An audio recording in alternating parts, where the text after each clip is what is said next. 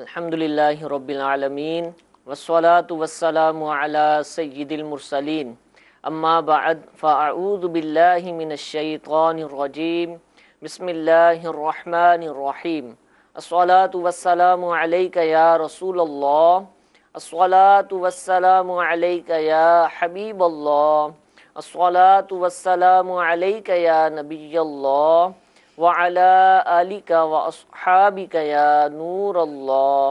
प्यारे और मुहतरम इस्लामी भाइयों, दारुल इफ्ता अहले सुन्नत सिलसिले में मरहबा कहते हैं।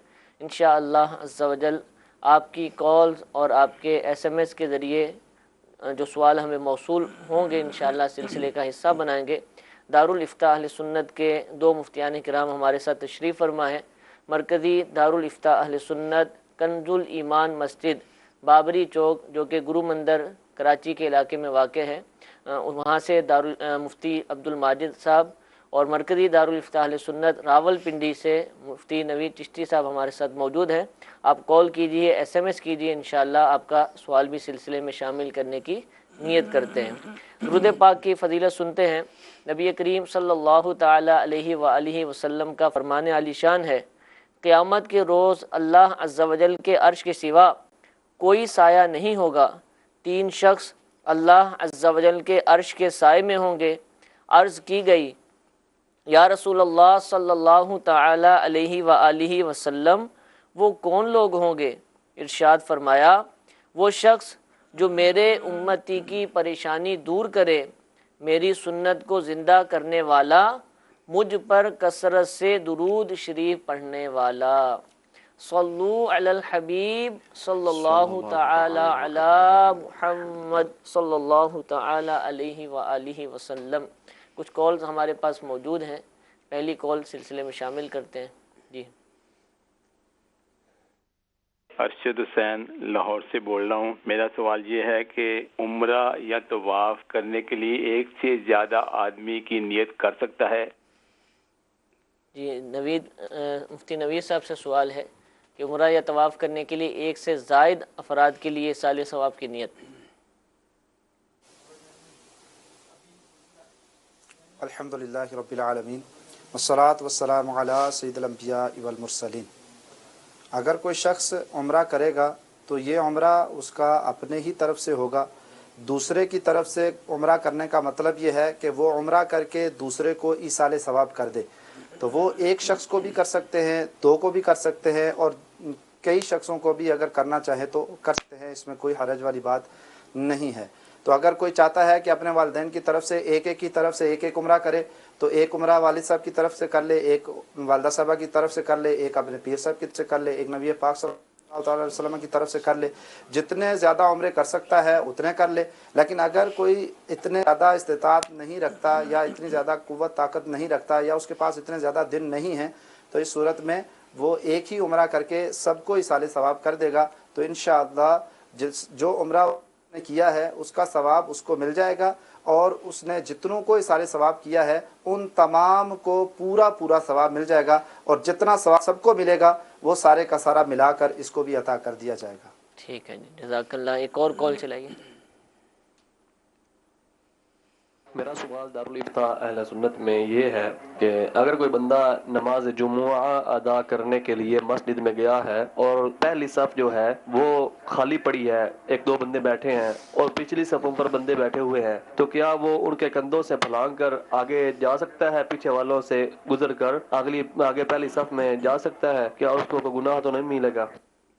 जी हुजूर, लोग सुस्ती करते हैं, पीछे बैठ जाते हैं और आगे जगह खाली होती है, क्या करें? बिस्मिल्लाहिर्रहमानिर्रहीम। देखें, अव्वलन तो जो हुक्म शरई है होना भी यही चाहिए कि जब आप नमाज के लिए आए हैं, चाहे वो कोई भी नमाज हो, चूँकि पहली सफ़ की फजीलत बहुत ज़्यादा है, तो होना यही चाहिए कि आप पहली सफ़ में जाकर बैठ जाएं। ठीक है। अब अगर कोई शख्स पीछे ही बैठ जाता है और पहली दूसरी सफ़ में अभी तक जगह मौजूद है, तो अब इस शख्स को इजाज़त है कि ये उनके बीच में से गुज़र कर जाकर पहली सफ़ में जाकर बैठ सकता है। शरई तौर पर इसको इजाज़त है। ठीक है। असल में ये सवाल इस एतबार से पैदा हुआ कि जुमा के दिन के मुतल्लिक़ ख़ास तौर पर रिवायत में ये चीज़ मौजूद है जिसका मफ़हूम है कि जो शख्स लोगों की गर्दनें फलांग कर जाएगा تو جہنم کا اس کو پل بنایا جائے گا. اس طرح کی روایت موجود ہے. تو اسی وجہ سے انہوں نے یہ سوال کیا کہ ایک تو یہ بات ہے کہ آگے جگہ ہی موجود نہیں ہے, خام خواہ میں ایک شخص جا کے پھنستا ہوا آگے جا کے بیٹھتا ہے, لوگوں کی گردنیں پھلانگتا ہے, تو یہ شخص تو گناہ گار ہوگا, کیونکہ جب یہ چل کر جائے گا لوگوں کو تکلیف پہنچے گی, اور مسلمان کو تکلیف پہنچانا اس کی شرعی طور پر اجازت نہیں ہے. ٹھیک ہے. تو تکلیف پہنچانے کی بنا پر یہ شخص گناہ گار ہوگا, آگے جا کر بیٹھے گا, تو اس پر وہ وعید جو ہے وہ لازم آئے گی. صحیح. پھر اگر جو لوگ بیٹھے ہوئے ہیں پہلے سے, انہوں نے اپنی عزت خود ہی جو ہے وہ اپنے ہاتھ سے چھوڑ دی ٹھیک ہے. کہ وہ پیچھے ہی بیٹھ گئے, ان پر صحیح. لازم تھا کہ وہ آگے جا کر بیٹھتے. اب آگے کی جگہ چھوٹی ہوئی ہے, پہلی صف خالی ہے, لوگ پیچھے بیٹھے ہوئے ہیں, تو اب اگر کوئی شخص آتا ہے اور ان کے بیچ میں سے گزر کر آگے جا کر بیٹھ جاتا ہے, تو اب اس شخص پر وہ والی روایت جو ہے وہ لازم نہیں آئے گی, یعنی یہ شخص گناہ گار نہیں ہوگا. صحیح. مگر اس کو بھی اب اس بات کی اجازت پھر بھی نہیں ہوگی کہ اب پہلی کی صف خالی ہے, پیچھے لوگ بیٹھے ہوئے ہیں, تو یہ لوگوں کو لتاڑتا ہوا, لوگوں کو تکلیف پہنچاتا ہوا جائے. مارنا اس کو شروع بھی کر دیں. چاہیے ٹھیک ہے. کہ یا تو ان سے جو ہے وہ پیار محبت سے گزارش کر دے کہ آپ آگے ہو جائیں. ٹھیک ہے. اگر وہ آگے نہیں ہوتے تو اب اچھے طریقے سے آرام سے, کہ ان کو تکلیف بھی نہ پہنچے, ٹھیک ہے. اب آگے جا کر اس کو بیٹھنے کی شرعی طور پر اجازت بھی ہوگی, اور اس صورت میں یہ گناہ گار بھی نہیں ہوگا. اچھا, خطبہ شروع ہو جائے اب بھی ایسا کرے گا, یا ہاں پھر دیکھیے, جب جہاں آئے تو خطبہ پیچھے شروع آگے ہو بیٹھ چکا جائے؟ ہے, خطبہ شروع ہونے سے مراد یہ کہ جب امام خطبے کے لیے ممبر پر جا کر بیٹھ گیا, ٹھیک ہے. اس وقت سے لے کر سلام پھیرنے تک اب کسی چیز کی اجازت نہیں ہوتی. صحیح. دوران خطبہ یا اس وقت اب یہ جہاں اس کو جگہ ملے یہ وہیں بیٹھ جائے گا, یعنی مسجد میں داخل ہوا, جہاں اس کو جگہ ملے وہیں بیٹھ جائے گا. اب اس کو آگے جانے کی اجازت نہیں ہوگی. ٹھیک ہے. یہ مسجد کا حکم ہے, جیسے ہم راستے میں آ رہے ہیں, خطبہ ہو گیا تو پھر تو ہم آتے نہیں, رہیں گے. راستے کا حکم نہیں ہے. جب جو ہی مسجد میں داخل ہوا, تو جو ہی مسجد میں داخل ہوگا تو اب اس کو حکم شرعی یہ ہوگا کہ جہاں اس کو جگہ ملی ہے اب یہ وہیں پر بیٹھ جائے, اگرچہ آگے جگہ موجود ہو. جب باب المدینہ میں آپ نے, جیسے خاص طور پر یا بڑے شہروں میں اب مساجد جو ہے نا وہ منزلوں میں بننا شروع ہو گئی ہیں, پورشن ہوتے ہیں, تو سیڑھی جو ہے نا عام طور پر خارج مسجد بھی رکھی جاتی ہے کئی جگہوں پر, تو اب وہ اس پہ جا رہا ہے. ظاہر سی بات ہے, مسجد میں ایک طرح دیکھنے میں تو مسجد میں داخل ہوا, لیکن عین مسجد میں داخل اب بھی نہیں ہوا. اچھا, وہ سیڑھی پر رک کر بیٹھ جائے گا تو پھر پیچھے لائن لگ جائے گی, تو اب کیا کرے گا؟ اب وہ چلتا جائے اور مسجد کے دیکھیں حصے میں آ جائے؟ جی بالکل, جو شرعی حکم ہے وہ مسجد کے اعتبار سے ہی ہے. ٹھیک ہے. تو جو ہی یہ مسجد میں داخل ہوگا وہاں جس جگہ پہ اس کو جگہ ملے وہاں بیٹھ جائے. ساتھ ٹھیک ساتھ ہے. اس بات کا بھی دھیان رکھیں کہ ایسا نہ ہو کہ پیچھے لائن لگ جائے جی جی. اور لوگوں کا راستہ ہی بند ہو جائے, اس بات ٹھیک کا ہے. بھی ساتھ ہی دھیان رکھا جائے گا. ٹھیک ہے. ٹھیک, جزاک اللہ. جی ایک اور کال چلائیے. مفتی صاحب سے یہ سوال تھا کہ اللہ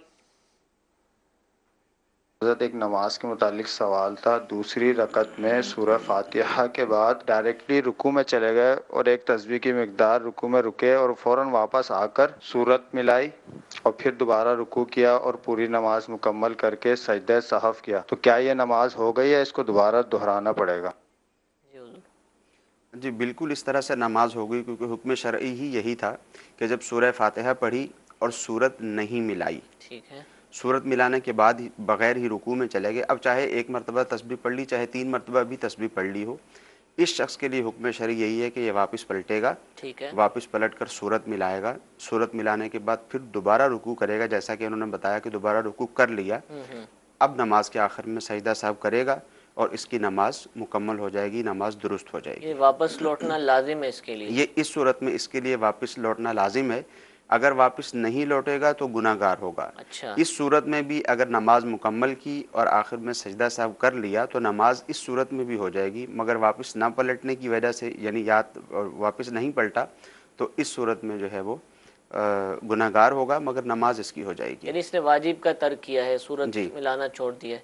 اب دعائے قنوت بھول جاتا ہے کوئی اور رکوع میں چلا جاتا ہے, تو وہاں تو یہی کہ آگے پڑھتا رہے نماز, تو فرق کیا ہے دونوں؟ دیکھیے, دعائے قنوت میں اور یہاں قرات ہے, وہاں دعائے قنوت ہے, دونوں میں فرق ہے. ٹھیک ہے, جہاں قرات رہ گئی ہے وہاں اس پر لازم ہے کہ یہ واپس پلٹے اور قرات مکمل کر کے رکوع کر کے اپنی نماز کو مکمل کرے اور پھر آخر میں سجدہ صاحب کرے. ٹھیک ہے, جہاں دعائے قنوت ہے یہاں اس کو حکم یہ ہے کہ یہ واپس نہیں پلٹے گا. ٹھیک ہے, اگر واپس پلٹے گا یا واپس نہیں پلٹے گا, دونوں ہی صورتوں میں سجدہ صاحب سے نماز تو اس کی درست ہو جائے گی, مگر یہاں اس کو واپس پلٹنے کی شرعی طور پر اجازت نہیں ہے. ٹھیک ہے, حکم اس کے لیے یہی ہے کہ یہ رکوع میں چلا گیا, ٹھیک ہے, تو اب یہ اپنی نماز کمپلیٹ کرے اور آخر میں سجدہ صاحب کر لے. دونوں میں فرق یہ ہے کہ جب یہ یہاں واپس پلٹ رہا ہے, دعائے قنوت اس کی چھوٹ گئی ہے, تو تو یہ فرض سے واجب کی طرف جا رہا ہے. ٹھیک ہے. تو فرض سے واجب کی طرف جانے کی اس کو شرعی طور پر اجازت نہیں ہے. ٹھیک ہے.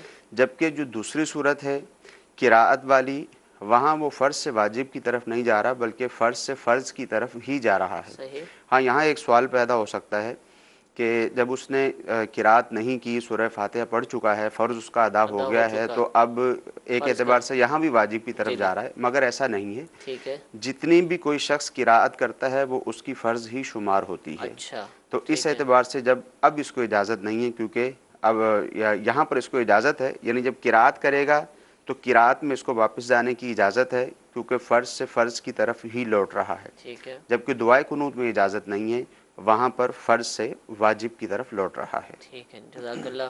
جی ایک اور کال چلائیے.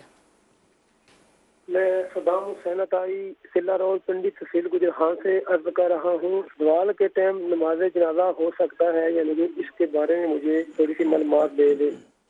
جی نوید بھائی، زوال کے وقت نماز جنازہ کا مسئلہ پوچھ رہے ہیں.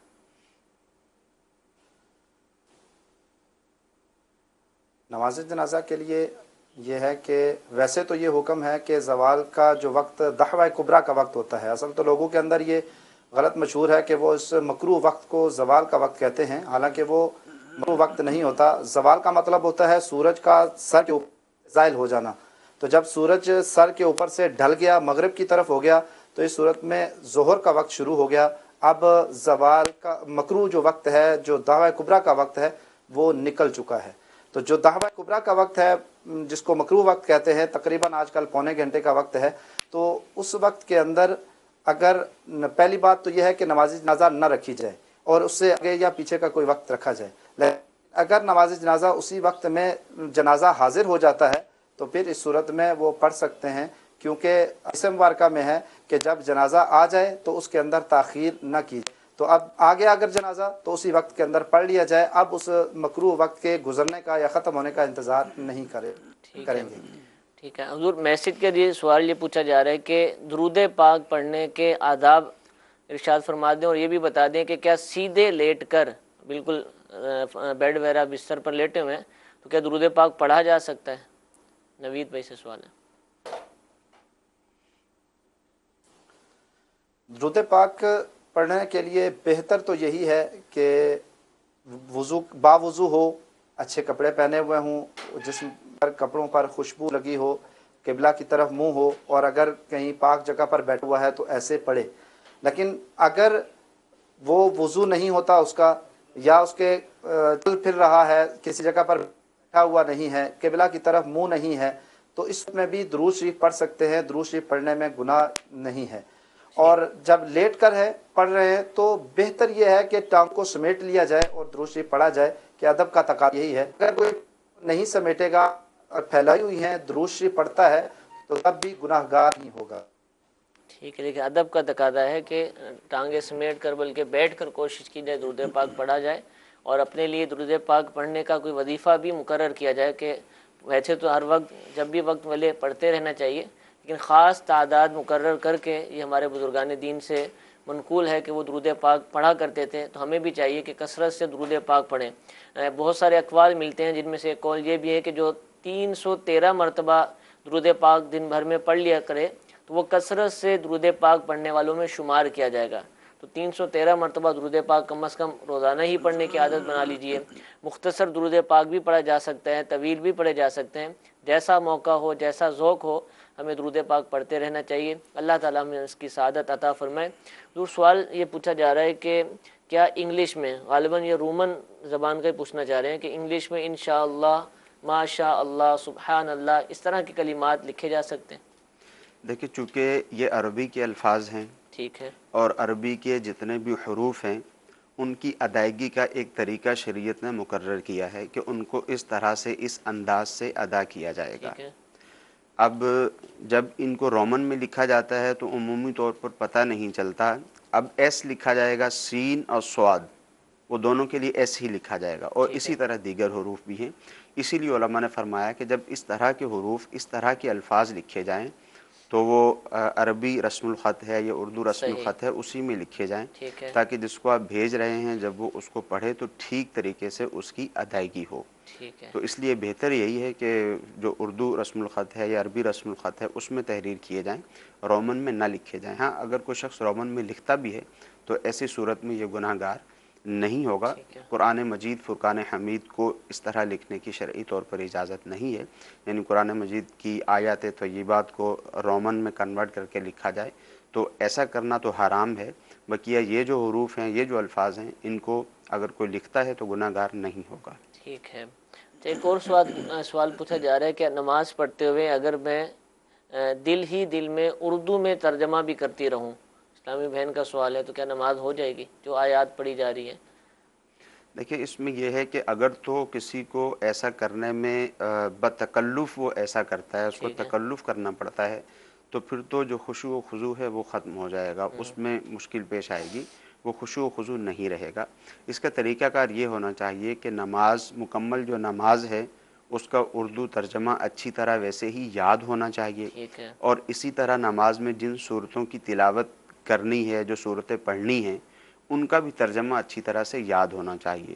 تو پھر آٹومیٹکلی جب آپ کو یہ یاد ہوگا، جب آپ عربی پڑھ رہے ہوں گے تو اس کا اردو ترجمہ آپ کے ذہن میں رہے گا، ٹھیک ہے، تو یہ تو اچھا ہوتا ہے صحیح، کہ جب آپ قرآن مجید فرقان حمید کی تلاوت کریں، سورہ فاتحہ پڑھیں اور اس کے ساتھ کوئی دوسری صورت ملائیں، جو صورت آپ پڑھ رہے ہیں اس میں کیا ذکر کیا جا رہا ہے اس کا ترجمہ اگر معلوم ہو تو اس میں تو نماز میں زیادہ خشوع و خضوع حاصل ہوتا ہے۔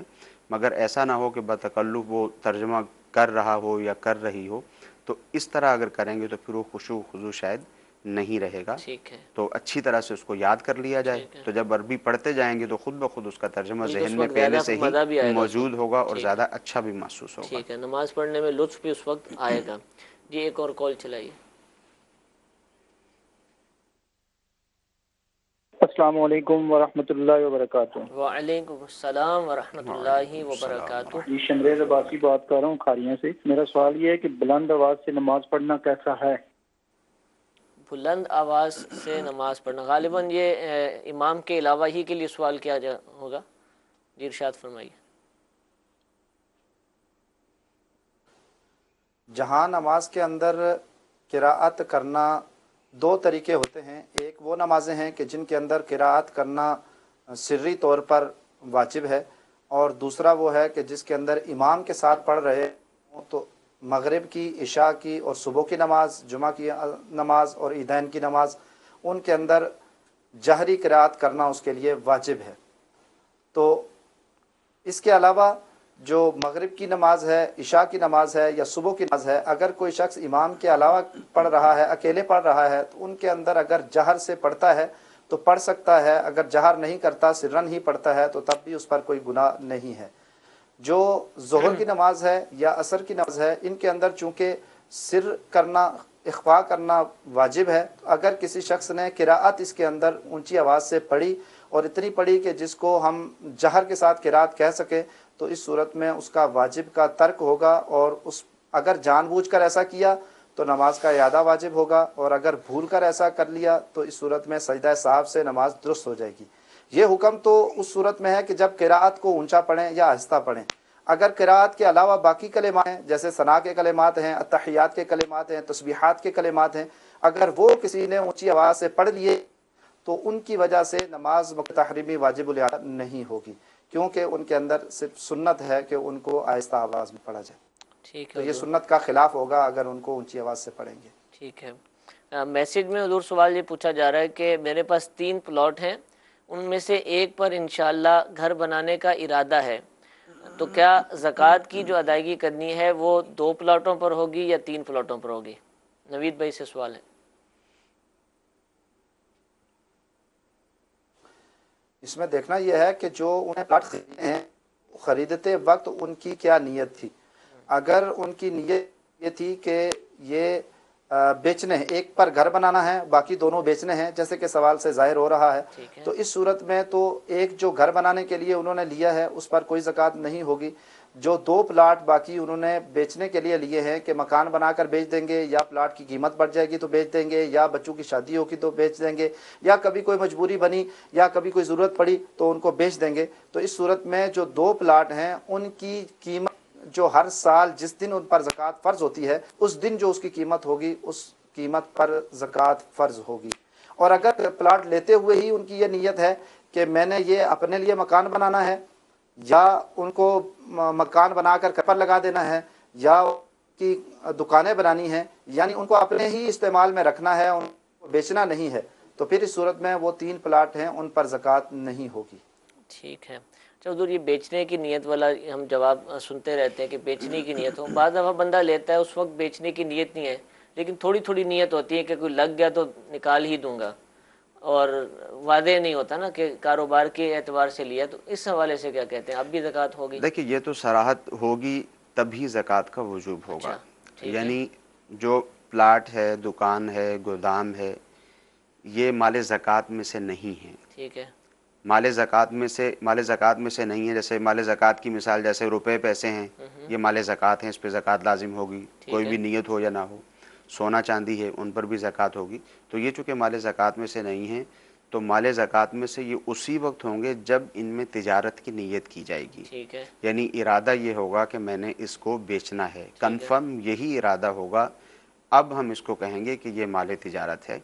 वैसे इसको माले तिजारत नहीं कहा जा सकता। ठीक है। यानी ऐसे ही ख़रीद लिया और जहन में कई बातें हैं, हो सकता है बेच दूँ, हो सकता है अपना घर बना लूँ। बोला जाता है बुरे वक्तों के लिए लिया है, अब बुरे वक्तों में इधर से वो बेचे का इस्तेमाल करेगा, तो ये क्या बेचने की नीयत कहलाएगी? नहीं, फिर भी बेचने की नीयत इस एतबार से जब तक सराहत नहीं होगी, जब तक उसको बेचने की नीयत शुमार नहीं किया जाएगा। जैसे उसने ख़रीद लिया, अब ख़रीद के रख लिया है, अब बुरा वक्त ये भी हो सकता है कि जैसे मिसाल के तौर पर इसने अब ख़रीद लिया है, कल को इसके किसी बेटे की शादी होती है तो वह उसको मकान बना के दे देता है। ठीक है। बेचने का इरादा नहीं है। तो जब तक सराहतन बेचने का इरादा नहीं होगा, इसका नीयत नहीं होगी, उस वक्त तक इसको हम माले तिजारत करार नहीं दे सकते। और जब माले तिजारत करार नहीं दे सकेंगे तो इस सूरत में इस पर ज़कात भी लाजिम नहीं होगी। इसमें एक सूरत और भी है कि जैसे जब ख़रीदे उस वक़्त बिल्कुल ये इरादा था कि 3 प्लॉट ख़रीदे हैं और मेरा इरादा इनको बेचने का ही है। ठीक है। तो जब जब वक्त गुज़रता जाएगा, ज़कात लाजिम होती रहेगी तो ज़कात अदा करेगा। और फिर कभी इसने इरादा कर लिया, फैमिली वाले बैठे, तय किया कि नहीं भाई हमने इनको बेचना नहीं है, इन पर हम मकान बनाएंगे, दुकानें बनाएंगे, तो जो ही ये इरादा किया तो अब ये माले तिजारत से निकल जाएंगे, अब इन पे ज़कात लाजिम नहीं होगी। अब अगर दोबारा इनमें नीयत कर भी ले, जब भी ज़कात लाजिम नहीं होगी। जब ये बिकेंगे, रकम वगैरह आएगी तो दीगर शराइत के साथ फिर ज़कात का वजूब होगा। लेकिन जो इरादे की तब्दीली है वाक़यातन हो, जी, इरादे की ज़कात से बचने के लिए बस वो फौरी तौर पर तब ऐसा नहीं होना चाहिए। जी बिल्कुल, इरादे की तब्दीली वाक़यातन होनी चाहिए। कि इरादे की तब्दीली फिर भले मकान ना बने तब भी कोई मुज़ायका नहीं है। जी, तब भी कोई मुज़ायका नहीं है, ज़कात लाजिम नहीं होगी। ठीक है जी, जज़ाकल्लाह। जी, एक और कॉल चलाइए। मैं तारिक नवाज खान पिशावर से बात कर रहा हूँ। मुफ्ती साहब से मेरा सवाल ये है कि क्या फीमेल नर्सेज हॉस्पिटल में जॉब कर सकती हैं, क्या ये जायज़ है? और अक्सर हॉस्पिटल में नामुहर्रम पेशेंट्स के साथ या डॉक्टर, ऑफिसर या इस तरह के बाकी लोगों के साथ कांटेक्ट करना पड़ता है, और क्या फीमेल की इनकम मर्द या उसके हस्बैंड यूज कर सकते हैं, वो खा सकते हैं कि नहीं? काफ़ी सारे सवाल हैं नर्स की जॉब के हवाले से, फिर वो मर्द पेशेंट को, गैर महरम पेशेंट को डील करना, फिर उसके शोहर का उसकी आमदन से इस्तेमाल करना, ये 3-4 सवाल पूछे इन्होंने। देखिए, सबसे पहली बात जो इन्होंने अपने सवाल में बयान की है कि नर्सिंग के शोबे में इस तरह से औरत का जो जॉब करना है वो कैसा है, तो ज़ाहिर है हर मुसलमान इस बात को समझता है। अगरचे समझने के बावजूद जब उमूमी तौर पर इस तरह के मौज़ूआत पर गुफ्तगू होती है तो सामने वाला कहता है कि नहीं यार, आप पता नहीं कौन सी बात करते हैं, इसके बगैर तो गुजारा ही नहीं हो सकता, इसके बगैर तो हॉस्पिटल चल ही नहीं सकता, इसके बगैर तो ऑफिस चल ही नहीं सकता। तो ज़ाहिर है एक ज़माना था जब इसके बगैर ही सब कुछ होता था।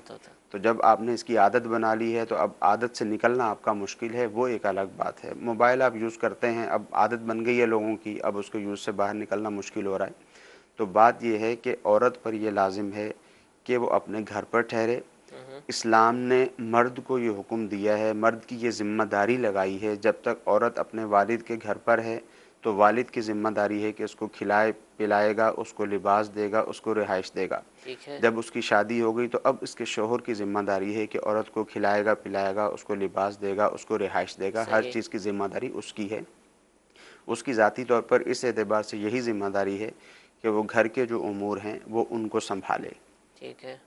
تو اب اس طرح عورت کا کوئی جاب کرنا، بعض اوقات ایسی صورت بھی ہوتی ہے کہ عورت کو جاب کرنے کی ضرورت پڑ جاتی ہے، تو ایسی صورت میں علماء نے یہ ارشاد فرمایا کہ عورت کوشش یہی کرے کہ اپنے گھر پر رہتے ہوئے کوئی ایسا کام کرے جس سے وہ اپنا گزر اوقات کر سکے، اور اگر بالفرض اس کو جاب کے لیے کام کے لیے باہر بھی جانا پڑتا ہے تو پھر پردے کی رعایت کے ساتھ ہی وہ باہر جا سکتی ہے۔ اس کے باہر جانے میں کوئی فتنہ فساد نہیں ہونا چاہیے، مردوں کے ساتھ تنہائی خلوت نہیں ہونی چاہیے، اس کا لباس ایسا نہیں ہونا چاہیے، تنگ و چست لباس نہیں ہونا چاہیے، لباس بھی اس کا پردے والا ہونا چاہیے۔ ان سب چیزوں کو مد نظر رکھتے ہوئے، شرائط کو مد نظر رکھتے ہوئے پھر اس کو کام کرنے کی شرعی طور پر اجازت ہوتی ہے۔ ٹھیک ہے۔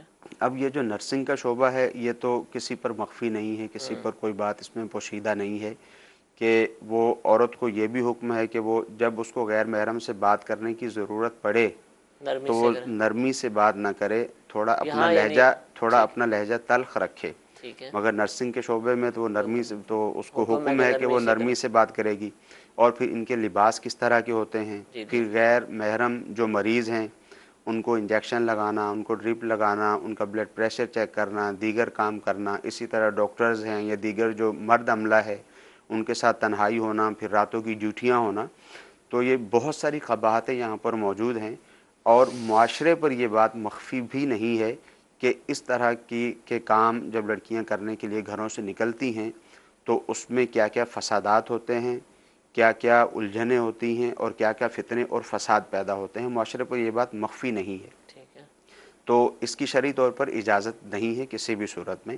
ہاں اگر کسی نے کوئی کام کیا ہے، اب اس نے کام کیا ہے، جاب ہے اس کی، اب وہاں سے رقم آئی ہے تو اس کو اگر گھر پر وہ استعمال کرتی ہے تو گھر پر استعمال تو اس کو کیا جا سکتا ہے، تو اس صورت میں اس کو یوں حرام نہیں کہا جا سکتا، مگر جب ضرورت ہی نہیں ہے تو پھر ایسی صورت میں اس کو نکلنا نہیں چاہیے۔ جہاں ضرورت بھی ہے وہاں اس کو ساری کی ساری شرائط کا پاس رکھتے ہوئے پھر اس کو گھر سے نکلنے کی شرعی طور پر اجازت ہوگی، ورنہ اس کے لیے ایسا کرنا جائز نہیں ہے، یہ گناہ گار ہوگی۔ اس کا شوہر اس کو روک سکتا ہے، وہ نہیں روکتا وہ بھی گناہ گار ہوگا، اس کا والد اس کو روک سکتا ہے، وہ نہیں روکتا وہ بھی گناہ گار ہوگا، اس کا بھائی اس کو روک سکتا ہے، وہ نہیں روکتا وہ بھی ایسی صورت میں گناہ گار ہوگا۔ مگر بس ایک معاشرے کا ایک ایسا ٹرینڈ بن گیا ہوا ہے کہ جب اس موضوع پر گفتگو کی جاتی ہے تو لوگ سننے کے لیے تیار نہیں ہوتے، حالانکہ سب کو معلوم ہوتا ہے کہ عورت گھر سے باہر نکلے گی تو یہ فتنہ ہے، فساد کی صورت پیدا ہوتی ہے اور کئی طرح کی برائیاں بھی جنم لیتی ہیں، معلوم ہوتا ہے۔ اس کے باوجود جب آپ اسلامی نقطہ نظر سے ان کو بتانے کے لیے جاتے ہیں تو اسلامی نقطہ نظر کو سننے کے لیے عمومی طور پر لوگ تیار نہیں ہوتے۔ تو اولاً تو یہی ہونا چاہیے کہ اسلامی نقطہ نظر کو ہی دیکھنا چاہیے، اور اس کے ساتھ ساتھ اگر آپ دنیاوی طور پر بھی دیکھنا چاہیں تو اس صورت میں جتنے فتنہ فساد ہوتے ہیں وہ سب کے سب لوگوں کے سامنے ہی ہیں، تو یہ کام بہت ساری جگہیں ایسی بھی ہیں جہاں پر یہی کام مرد کر رہے ہوتے ہیں۔ جی جی۔ اچھا، اس میں بھی کوئی جواز کی صورتیں جیسے آپ نے بتائی ہیں، میٹرنیٹی ہوم ہے جب ٹوٹل لیڈیز ہی کام کرتی ہیں، وہاں شاید کوئی اس طرح مسائل نہ ہو، یہ تو پھر کوئی صورت نکلے گی، لیکن اب عورتیں تو گاڑیوں کے اندر کنڈکٹر بھی بنی پھری ہیں، اس کو جو بھی ہوسٹس کا نام دے دیں، جہازوں میں تو بچپن سے ہم دیکھتے آ رہے ہیں، اب تو دکانوں پر بھی عورتیں کام کر رہی ہیں، تو ان کا معاملہ تو اس سے بھی شاید زیادہ سخت ہوگا جو آپ فرما رہے ہیں۔ کسی بھی جگہ پر، چاہے وہ ایئر ہوسٹس ہے یا چاہے وہ کسی شاپ پر ہے، کسی بھی جگہ پر ہے جہاں پر بھی عورت اس طرح موجود ہوتی ہے تو زیادہ تر کیفیت یہی ہوتی ہے کہ ان کے لباس بھی عجیب و غریب ہوتے ہیں، کیونکہ ان کو ان لباسوں کا پابند کیا جاتا ہے کہ آپ کو یہی لباس پہننا ہے، اور اسی طرح پھر ان کے گفتگو کا انداز بھی ہوتا ہے کہ گفتگو بھی آپ نے نرم لہجے میں کرنی ہے، اور اس کے علاوہ جو دیگر فسادات سامنے آتے ہیں وہ اپنی جگہ پر ہیں۔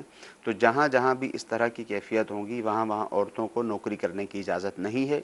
جہاں عورت کو ضرورت ہے اب وہ جا کر نوکری کر سکتی ہے، جیسے مثال کے طور پر اسکول میں عورت پڑھانے کے لیے جاتی ہے، بچوں کو پڑھائیں، بچیوں کا ہی اسکول ہے، یا بچے ہیں تو بہت چھوٹے چھوٹے بچے ہیں، وہاں غیر محرم کے ساتھ کسی طرح کا کوئی تعلق نہیں ہے، کوئی خلوت وغیرہ نہیں ہوتی، لباس بھی ایسا پہن کے گھر سے نکلتی ہے جس سے کوئی فتنے فساد کا اندیشہ نہیں، اس کے نکلنے میں فتنے فساد کا اندیشہ نہیں ہے، تو ایسی صورت میں اس کو جانے کی شرعی طور پر اجازت ہوگی۔ ٹھیک ہے۔ اور کبھی کسی کو یہ حاجت پڑ بھی جائے تو اس کو چاہیے کہ پہلے دارالفتہ اہل سنت سے، علماء اہل سنت سے رابطہ کر لے، معلومات لے لے کہ یہ حاجت ہے اور یہ نوکری کرنا چاہ رہی ہیں، تو اگر اجازت ملے تو تبھی اس حوالے سے قدم آگے بڑھایا جائے، اور جو بھی شریعت کے تقاضے ہیں ان کو پورا کیا جائے۔ پردے کے حوالے سے معلومات چاہیں، شریعت کا کیا حکم ہے، کہاں کہاں کیا احکامات لاگو ہوتے ہیں، کہاں رخصت ہے، کس حد تک رخصت ہے، یہ ساری معلومات حاصل کرنا چاہیں تو امیر اہل سنت دامت برکاتہم العالیہ کی بہت ہی پیاری تصنیف، بہت ہی پیاری کتاب پردے کے بارے میں سوال جواب، بہت ہی آسان اور بہت ہی عمدہ الحمدللہ اس کتاب کے اندر مواد موجود ہے، اور مختلف زبانوں میں اس کی ٹرانسلیشن بھی موجود ہے۔ اس کتاب کو ضرور بھی ضرور حاصل کیجئے۔ مرد حضرات کو بھی چاہیے کہ اس کو پڑھیں، کیونکہ ان کے حوالے سے بھی اس کے اندر احکام موجود ہیں، اور اپنے گھر کی بچیوں کو، اپنے گھر کی اسلامی بہنوں کو، سب کو اس کتاب کو پڑھنے کی ترغیب دلائیے۔ اگر ایک دفعہ پڑھ لی ہوئی ہے تو اس کو دوبارہ پڑھیں اور وقتاً فوقتاً پڑھتے رہیں، تاکہ جو احکام اس کے اندر لکھے گئے ہیں انشاءاللہ ان پر عمل کرنے کا اللہ تعالیٰ ہمیں جذبہ عطا فرمائے۔ ایک اور کال سلسلے میں شامل کرتے ہیں۔ جی میں جناب گلیاں والا سے بول رہا ہوں، سجدہ تاری۔ تو میرا سوال سر یہ ہے کہ دوران نماز امام صاحب سجدہ صاحب کرنے کے جب سلام کہتے تو کیا ایسا مقتدی جس نے ابھی جس کی نماز مطلب بعد میں شامل ہے، رکعتیں کم ہیں، جس نے بعد میں اٹھ کر رکعتیں پڑھنے، کیا وہ بھی امام کے ساتھ سلام پھیرے گا؟ جی حضور، مسبوق کے حوالے سے سوال پوچھ رہے ہیں۔ جو مقتدی بعد میں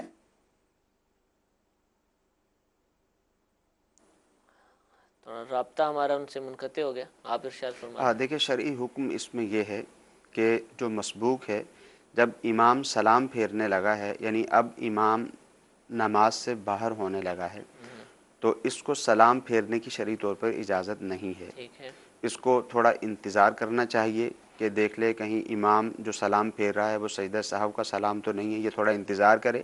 جب امام نے سلام پھیر لیا تو اب اگر امام سجدہ سہو کرتا ہے تو اس کے ساتھ سجدہ سہو کر لے، اور اگر امام نے نماز کے آخر کا سلام ہی پھیرا ہے تو اب یہ کھڑے ہو کر اپنی نماز کی ادائیگی کرے۔ ہاں، اگر امام نے نماز ختم ہونے کا سلام پھیرا اور اس نے یہ سمجھتے ہوئے کہ مجھ پر بھی یہ سلام پھیرنا لازم ہے، اس نے سلام پھیر دیا، تو ایسی صورت میں تو اس کی نماز فاسد ہو جائے گی، اس کو نماز دوبارہ ادا کرنا ہوگی۔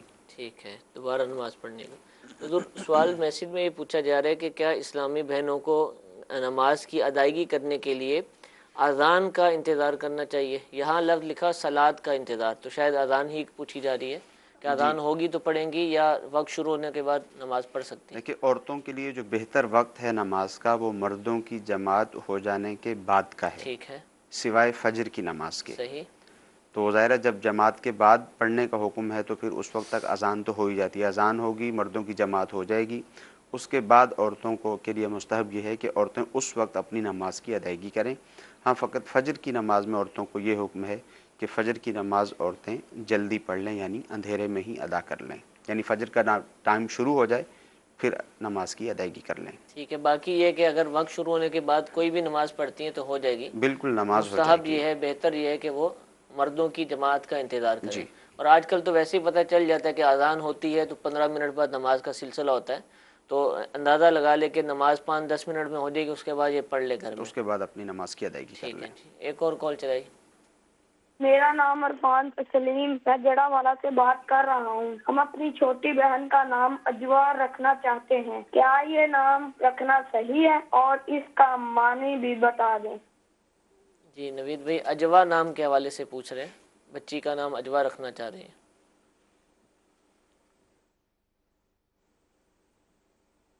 بہتر تو یہ ہے کہ نام رکھنے کے اندر ایسا نام رکھا جائے کہ جو ہماری خواتین ہیں، جو ہمارے صحابیات ہیں، نبی پاک صلی اللہ تعالی وسلم کی صاحبزادیاں ہیں، نبی پاک صلی اللہ تعالی وسلم کے ازواج مطہرات ہیں، نبی پاک صلی اللہ تعالی وسلم کے ساتھ تعلق رکھنے والی مسلمان خواتین ہیں، یا اس کے بعد کی جو ہماری تابعین کی ازواج ہیں یا تبع تابعین کی ازواج ہیں یا ان کی بیٹیاں ہیں، اچھے نام رکھے جائیں، ان کی وجہ سے ان کی برکت بھی ملے گی اور ان کا فیض بھی ملے گا اور انشاءاللہ اس نام کا اثر بھی جسم پر ہوگا اور فائدہ بھی ہوگا۔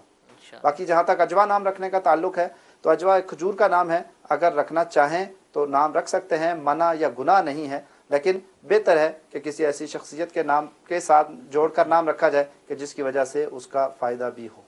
اور مزید بیٹیوں کے نام میں تھوڑی سی اور بھی احتیاط کرنی چاہیے کہ جب بیٹی کا نام رکھتے ہیں تو کوئی ایسا نام نہ رکھا جائے کہ بعد میں جو ہے وہ بیٹی کو دشواری ہو۔ اجوا اب یہ ایک کھائی جانے والی چیز ہے، تو بہتر یہ ہے کہ اس طرح کا نام نہ رکھا جائے، اس کو بھی مد نظر رکھ لینا چاہیے۔ ویسے تو چاہے بیٹے کا نام ہو چاہے بیٹی کا نام ہو، اس چیز کو بھی مد نظر رکھنا چاہیے کہ کہیں ایسا نہ ہو کہ کل کو کوئی مذاق اڑائے یا اس طرح کی کوئی کیفیت ہو یا کوئی غلط اس کو استعمال کرے، تو بالخصوص بیٹیوں میں اس چیز کا خیال رکھنا چاہیے۔ ٹھیک ہے، اور مزید اگر تفصیلات جاننا چاہیں ناموں کے حوالے سے، نام رکھنے کے احکام سیکھنا چاہیں اور کون کون سے نام رکھنے چاہیے، جیسا کہ مفتی صاحب نے فرمایا کہ صحابیات کے ناموں پر نام رکھے جائیں، بزرگان دین جو ہیں ان کے ناموں پر بچوں کے نام رکھے جائیں، تو مکتبۃ المدینہ سے بہت ہی پیاری کتاب شائع ہوئی ہے، نام رکھنے کے احکام۔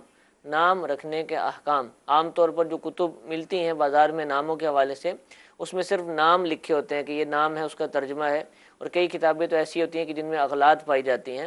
یہ کتاب الحمدللہ ایسی کتاب ہے کہ اس میں صرف نام ہی نہیں درج بلکہ نام رکھنے کے احکام بھی، شریعت کا کیا حکم ہے، کس طرح کے نام رکھنے چاہیے، کس طرح کے نام نہیں رکھنے چاہیے، یہ ساری تفاصیل اس کتاب کے اندر موجود ہیں۔ یہ کتاب لے لیجئے، اور اس کے اندر بے شمار نام لکھے گئے ہیں، بہت پیارے پیارے نام لکھے گئے ہیں۔ انبیاء کرام علیہم الصلاۃ والسلام کے اسماء یہاں درج ہیں، صحابہ کرام کے نام یہاں موجود ہیں، دیگر بزرگان دین کے نام یہاں موجود ہیں، تو ان میں سے کوئی بھی نام ہم منتخب کر سکتے ہیں، اس کا معنی بھی آگے لکھا ہوا ہے، تو انشاءاللہ عز و جل آپ کو بہت آسانی رہے گی۔ اللہ تعالیٰ سے دعا ہے کہ جو کچھ سنا، جو کچھ سیکھا، اس کو یاد رکھنے، عمل کرنے کی توفیق عطا فرمائے۔ آمین بجاہ النبی الامین، صلو علی الحبیب صلی اللہ تعالی علی محمد صلی اللہ علیہ وسلم۔